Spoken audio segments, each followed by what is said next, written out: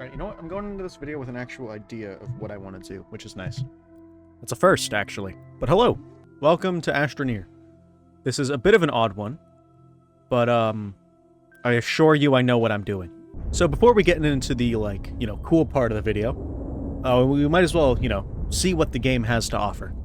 And at first, it's not much. But it does turn everything into cement, which is, that's pretty cool. What is this? Those are kind of cool. And I think everything else up on this hill is, trash. But yeah, Astroneer is like a semi-factory type game, I guess? Where you research things and mess around in space. And I'm pretty sure there's some sort of story. But for now, let's just get the basics out of the way. So we get our first printer from the little checkpoint thing. That completes this, which gives us some starting gear. All we have to do to get the next mission is just put down a tether, and we get one of these bad boys, which if we attach to our gun, lets us build stuff. This isn't the best spawn in the world, but, we can work with this.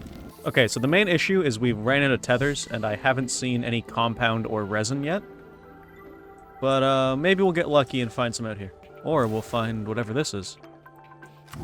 More power cells. And a backpack with a whole lot of nothing. Okay, we are going to suffocate, so I'm gonna rush on back. Here we go.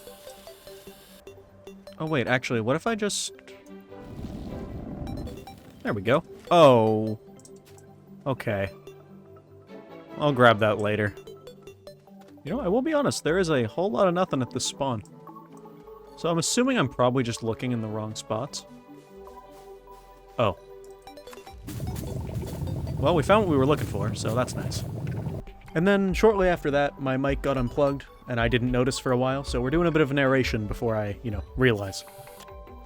So I'd spent most of the time, not talking, just building up the base, building a couple printers, and then eventually I decided to go into the caves to get some aluminum, which is the next step in our journey, as that lets us build spacecraft. And while looking for the elusive metal, I realized my mic was actually not working, and I'd been talking to myself for 20 minutes.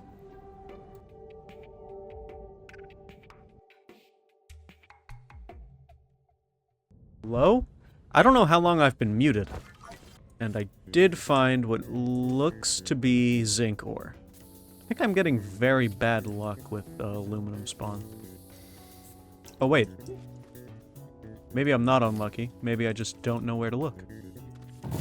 We don't need a lot. We need maybe 4 pieces. Whoa. What is this? Hardened container that can only be opened with explosives. I'll remember that. Okay. So now that we have the aluminum and the zinc and stuff, how the game is supposed to go is pretty much we, make a furnace, we smelt it down, etc., etc. But now that you get how the gist of the game, that seems, at least to me, to be most of it. You go around, look for new stuff on new planets, and then make new machines to pretty much just research stuff better so you can make, more machines. I don't have time for that. We can just, turn this on. Specifically in this case, we can spawn the furnace in ourselves. And then with 2 aluminum, we can go to our big boy printer. There we go. We can make a small printer, and with this printer, we can leave the planet. Wait, no. Sorry, what I meant to say was with the large printer, we can make a small shuttle to leave the planet. Planets. Okay, so this planet does have hydrogen in its atmosphere. Which means that we don't need to go anywhere yet. So, where is... Okay, so we need an atmospheric condenser. Alright, in order to power this bad boy, we're gonna need 2 of these. Hydrogen. 75 PPU. That is rather slow, but this should be good enough for a test. That test specifically is if there is any difference between dynamite and dynamite plus hydrogen. So we're going to start with a fairly, clean and simple test by blowing up dynamite.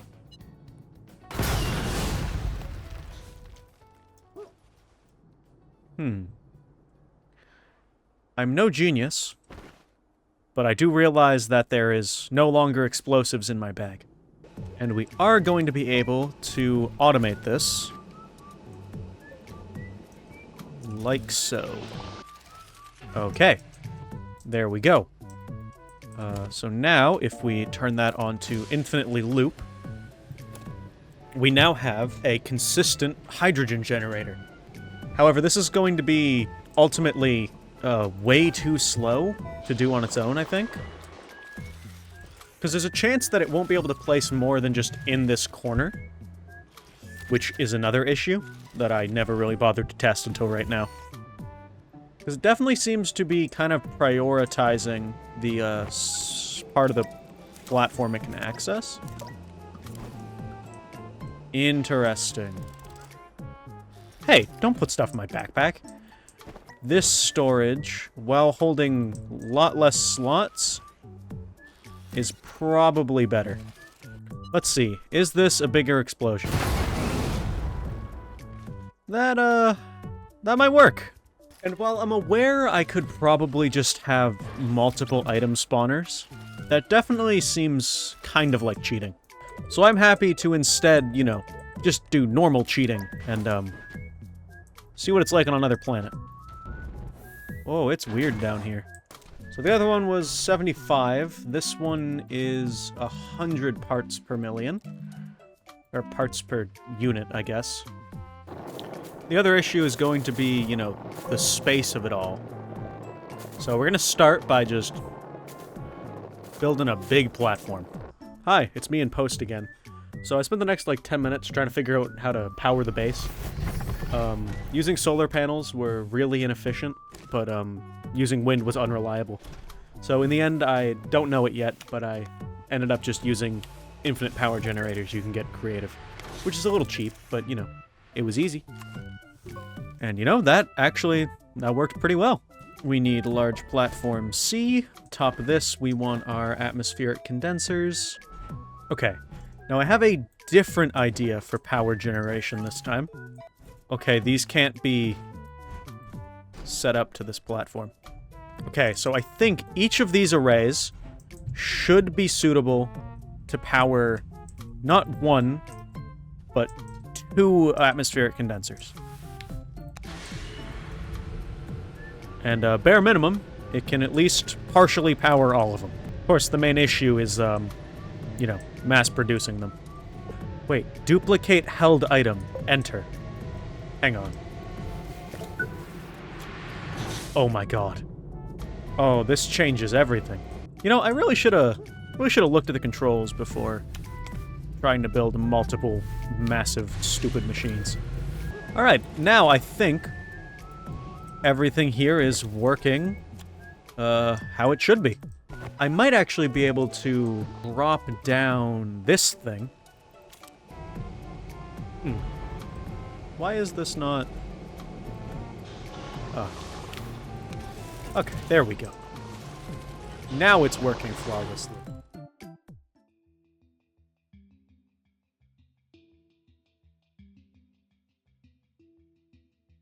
Okay.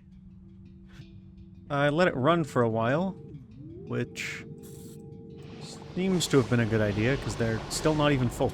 Now the real question is, can we duplicate this? That's very interesting.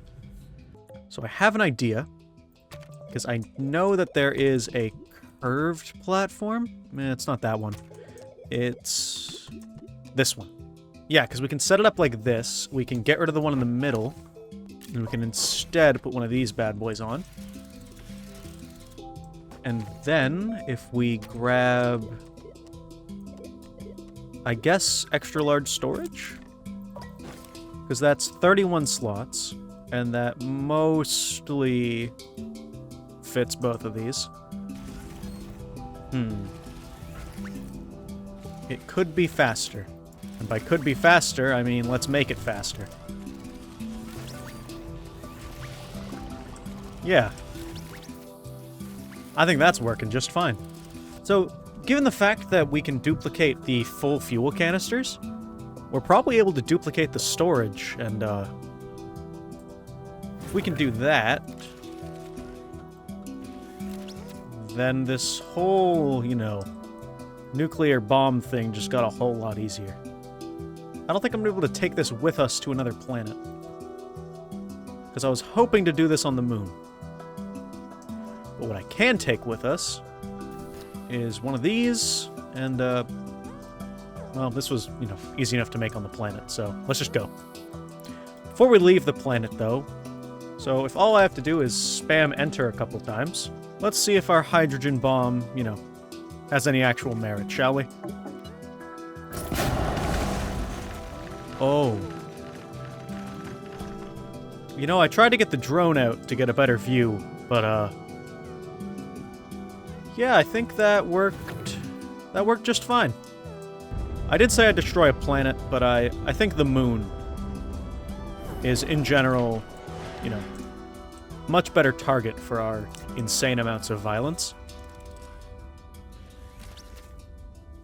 Okay, and in a matter of moments, we have our bombs. This is a pretty good crater. So I'm just gonna fly around and spawn a couple in, see what happens. Now, I want you to really, really think about what's about to happen.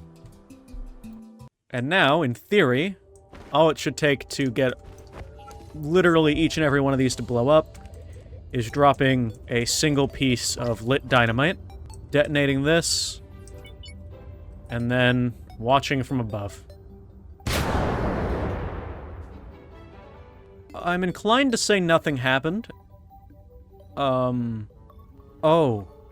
something happened. Oh my god. I do believe we broke it. You know, there isn't a button here that says erase everything.